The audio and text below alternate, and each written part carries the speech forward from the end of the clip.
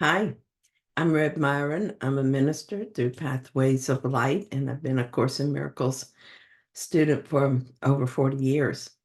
I'm going through the text again this year, asking Jesus to clarify for me, and then I write from that clarity. And that's what I'm sharing with you today. So let's get started. We're reading from A Course in Miracles, Chapter 9, Section 3, The Correction of Errors. And today we're going to read 3 paragraphs, the first 3.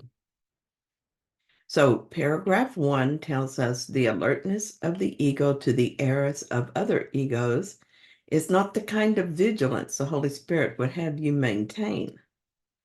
Egos are critical in terms of the kind of sense they stand for. They understand this kind of sense because it's sensible to them. To the Holy Spirit, it makes no sense at all. The Holy Spirit has encouraged me to be vigilant for the thoughts in my mind and to ask for correction when they're not in alignment with the thoughts I think with God. I ask Him to help me to use words that are in alignment with the truth. I agree to step back and let Him lead the way. And I do this to the best of my ability. What I'm not asked to do is to be vigilant for my brother's thoughts and words. Under no circumstance is it my job to keep an eye on someone else and to judge a sense of what they say. It is not my job to correct them or set them straight. It doesn't matter how gently I correct, nor does it matter how many of the right sounding words I use. It doesn't matter how right it feels to me to do this. If I'm watching someone else, judging the correctness of their words, whether I say anything to them or not, this is my error, and it is my mind that needs correction. When I used to do this, it was most obvious on social media. There were so many opportunities. I would read through the postings, looking for the ones that were right and the ones that just didn't quite hit the mark. Sometimes I would even tell them what was wrong with their posting. Of course, I would use my spiritual ego to do this so that it sounded spiritual. I told myself that I was helping.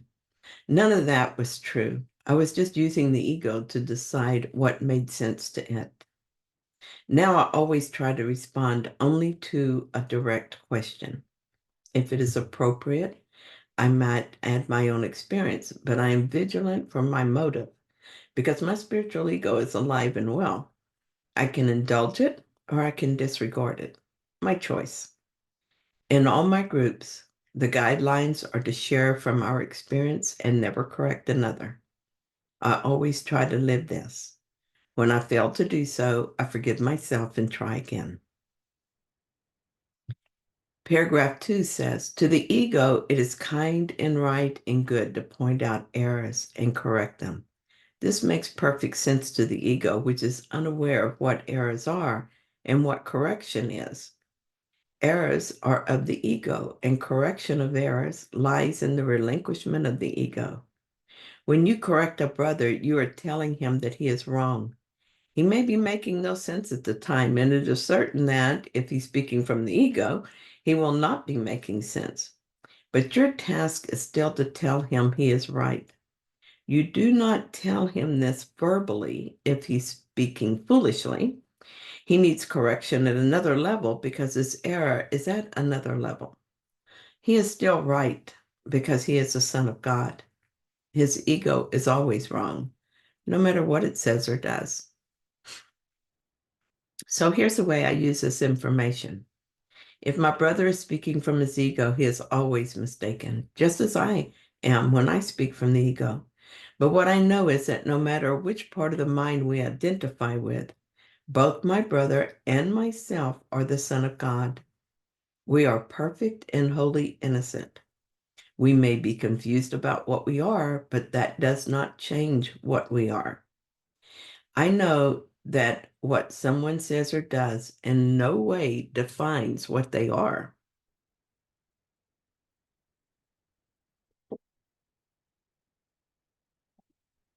The only time I offer correction is when asked to play that part.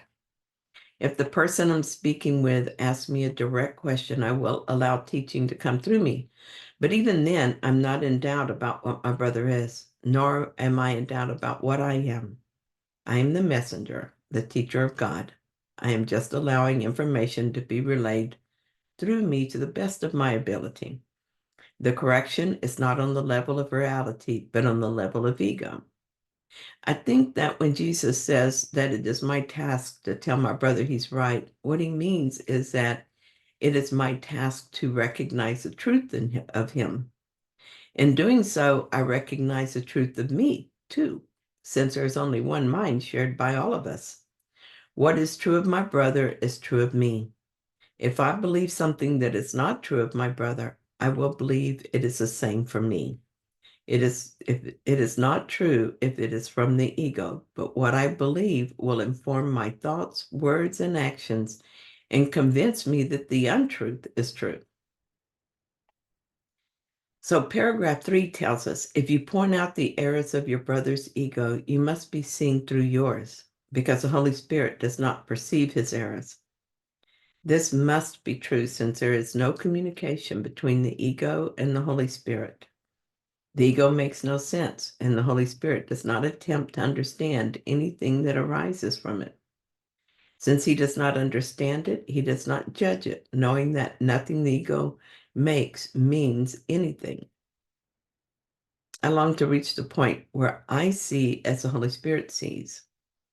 I want to learn to disregard errors of every kind as if they do not exist. And surely that is the truth. Errors are not truth, and so they're meaningless. Why do I pay attention to them as if they were reality? Only what God created is reality, and he did not create errors. Really, when I give my attention to errors, mine or someone else's, I'm giving my attention to nothing. It would not matter at all, except that as I focus on the error, I suffer.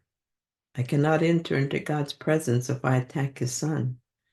Being unaware of God's presence is the very definition of suffering.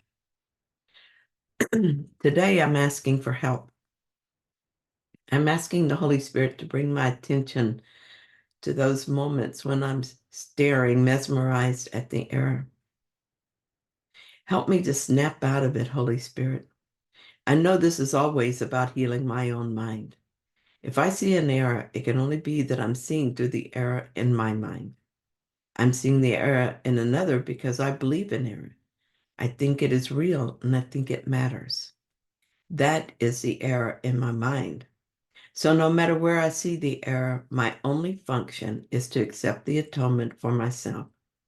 That part, at least, is clear and easy for me to understand. Thank you so much for joining me in this reading. I hope that you found it helpful. If you did, then please like it. And if you haven't yet, please subscribe. And I'll be back soon with another reading. See you then.